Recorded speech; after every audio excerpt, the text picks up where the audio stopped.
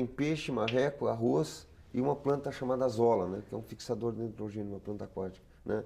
E dessa área você tira uma produção enorme num pequeno espaço, em função do consórcio, ou seja, né? No mesmo espaço que tem arroz eu tenho peixe, eu tenho marreco, eu tenho, né? E cada um tem uma função dentro desse espaço, né? Então isso aí me agrega valor. O que acontece é que sempre tem uma visão de produto, né? E não de processo, né?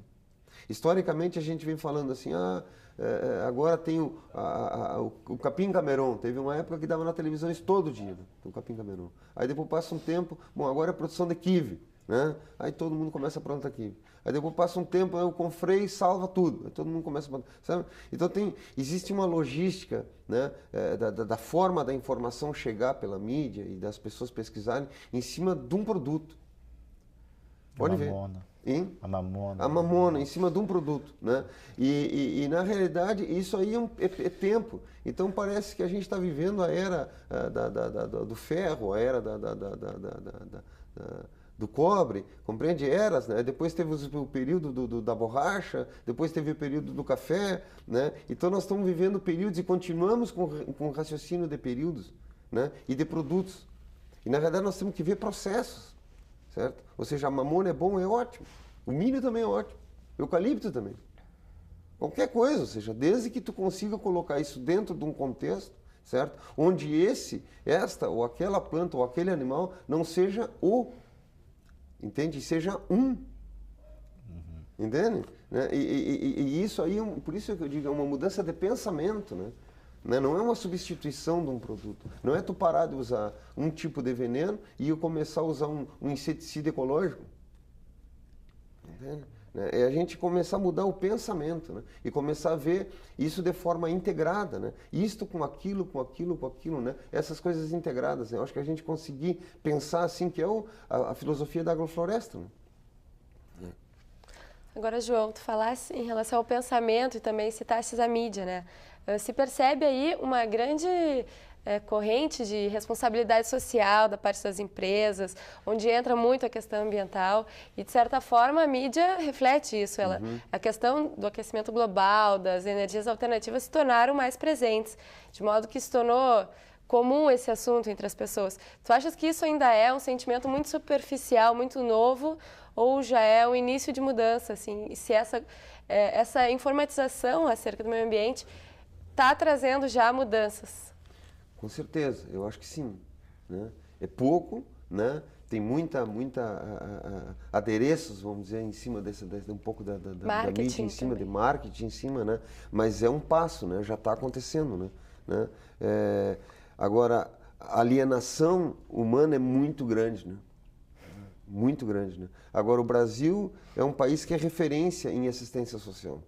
Socioambiental, vamos dizer assim, ou seja, de organizações que trabalham com isso. Né? Isso eu não estou chutando, são dados reais. Então, o Brasil tem muita coisa com relação a isso, assim, né? Muito mais que a maioria dos países. Então, eu acho que se a mídia realmente começasse a tratar disso com um pouco mais de seriedade também, né? E de tentar usar espaços, né, para isso, né, de tentar trazer essas revelações do que está acontecendo no Brasil, que é um continente, ou seja, tem muita informação acontecendo por aí, muita gente fazendo coisa boa, né? E na realidade a mídia fica centrada em cima do desastre, né?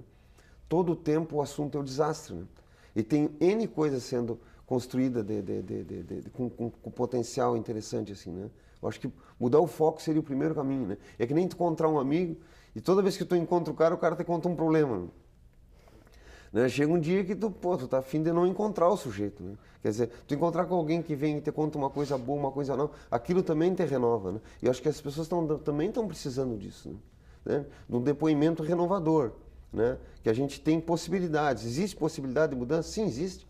Né? Agora, o que tem, que eu digo, é cortar carne, né? Ou seja, quanto cada um de nós está disposto a mudar, certo? Quanto cada um de nós está disposto a mudar minimamente o seu comportamento, certo? Agora, primeiro começa com a informação, né? Então, existe uma lógica de pensamento de querer fazer cartilhas para as crianças, porque tem que trabalhar a criança com educação ambiental. Sim, tem que trabalhar a criança, mas também tem que pegar todos esses políticos, tem que pegar todos esses governantes e todos esses grandes empresários, e eles têm que saber do assunto também. Porque geralmente são essas pessoas que não participam de nada. né? Tu monta um evento, chega alguém do governo, ele abre o evento e vai embora. Não é assim que funciona? Quer dizer, então toda a informação do evento ali, se ele recebeu filtrada por algum assessor, por alguma coisa. Nunca essas pessoas têm tempo para ouvir isso, né? E a gente está sempre dizendo, não, temos que ir lá fazer um trabalho para as crianças. Na realidade, nós temos que fazer um trabalho com os professores, né? Antes de fazer o trabalho com as crianças, né? E surge muito isso, vamos lá fazer um trabalho na escola, a gente tem um grupo que trabalha com educação ambiental lá no IPEP. Né? Vamos fazer um trabalho na escola. Mas, na realidade, não adianta tu ir lá e fazer um trabalho com as crianças, porque o professor não consegue dar suporte daquele trabalho que tu fez com as crianças depois. Nós temos que trabalhar o professor. Aí, para trabalhar o professor, tu tem que chegar no diretor da escola, que também não está trabalhando esse elemento. Aí, para chegar no diretor da escola, existe uma coordenadoria estadual. Né? Então, tu vai ver que é uma coisa complexa. Então, tem que assumir como um cunho de governo mesmo. Ou seja, o governo tem que assumir como uma posição, bom, nós vamos fazer mudança. Agora, as pessoas, para saber isso, elas têm que ver que existe uma série de possibilidades para ser feito. E nesse sentido, como é que te parecem as posições, tanto do governo federal quanto do governo estadual, em relação à questão ambiental hoje? Já que tem que ser uma posição de governo para que surta efeito realmente. Eu acho que, como ela estava colocando, eu acho que a mídia está focando um pouco isso, a coisa está andando assim, né? Mas eu acho que quando aperta, né, a situação em que se pensa realmente em economia, isso acaba ficando meio à margem, né? É que nem aqui no Estado, estão discutindo a flexibilização, né, do código, né, ambiental com relação aos eucaliptos, né? Eu não entendo nem a pergunta, né? Se fosse me fazer essa pergunta, eu vi na TV com né, eu não entendo nem a pergunta. Como flexibilização? Existe uma lei, ela é uma lei, não tem meia lei. Entende? Ou seja, então é estranho isso. Aí tu junta várias pessoas a ficar debatendo em cima disso. Mas como flexibilizar? Entende? Não tem meio grávido, né? Professor, nós temos mais 5 minutos de programa e dos trabalhos que o senhor tem desenvolvido ao longo dos anos, a questão das sementes, né? E entre essas, o senhor também tem outros projetos, outras informações já para o finalzinho do programa. Bom, eu fui o idealizador do projeto de sementes Bionatur, né, nos assentamentos. Em 96 eu comecei esse trabalho, né? Sou um apaixonado por isso e acho interessante, né, essa questão diante até das liberações que está acontecendo hoje com relação ao transgênico, né, que é um pouco até surpresa, né? Bom, e acho que a soberania alimentar teria que ser uma discussão até mesmo dos militares, eu acho, né? Eu acho que é uma coisa, né, séria, né? Né? Que nem a questão do biocombustível, por exemplo, quem está discutindo no Canadá isso, quem está discutindo nos Estados Unidos, na Europa, né? Os militares estão juntos, as Forças Armadas estão juntos nisso, né? E aqui no Brasil parece uma coisa meio, né, estranha um pouco, eu vejo a forma como é discutido isso aqui, né? Bom, na questão do alimento, acho que existe pouca força com relação a isso, né? Eu vi agora, nesse trabalho que a gente acompanhou, que estava fazendo com a FAO, eles liberaram um nutricionista que estava acompanhando, né? Das 350 crianças que se fez o trabalho na escola, estavam com 200 e poucas crianças estavam anêmicas. É um dado, né, forte, né? Certo? Dessas 200 e poucas crianças, tinham 50, do que eu me lembro da cabeça dos dados, tinham 50 crianças que estavam anêmicas a ponto de serem hospitalizadas, certo? Uma das grandes fontes de ferro é feijão, né? E a maioria dos feijões que a gente faz análise produzido quimicamente, ele tem uma unidade de ferro, ou duas. E o feijão tem mais de 1980 unidades de ferro, né? Bom, aí se tu vai pensar como é que o governo se organiza para tentar resolver isso, vai colocar algum remédio, né, para aumentar o ferro das crianças. Ou seja, a discussão é outra. Ou seja, eu preciso comer feijão orgânico. Certo? Né? Na crise dos Estados Unidos, né, que houve de fazerem esse estudo na década de 30, que havia um problema grave de anemia, e aí o professor tem uma criança que não presta atenção, tem uma criança que dorme, enfim, o problema é anemia, né? Não é outro. Né? Então as relações do alimento com o nosso comportamento é muito grave, né? Então, na nossa forma de ver, ou seja, eu preciso pegar toda essa diversidade alimentar que nós temos no Brasil, e é grande, e trazer isso, né, aos olhos, à luz, né, do povo, das pessoas. Né? Se eu for falar em feijão, tu vai conhecer 3, 4, 5 variedades de feijão. Né? Nós temos no estado, rapidamente, mais de 140. Certo? Ou seja, então nós estamos perdendo de nos nutrir com essa diversidade toda. E quanto mais eu como diversidade, mais eu amplio a minha capacidade. Né? Nós reduzimos a quantidade de alimento, certo? E aumentamos a quantidade de artigos, que eu digo, ou seja, de chocolates e produtos e outras coisas, né? Mas o homem está consumindo uma quantidade muito pequena de alimentos, né? Tu vai pegar, por exemplo, os aborígenes chegam a comer 800 tipos de vegetais, né? Nós não comemos nem 2 dúzias, né? E isso diminui a nossa capacidade também de pensamento, né? Mas eu colocava essa questão dos Estados Unidos, eles criaram o Popeye, né?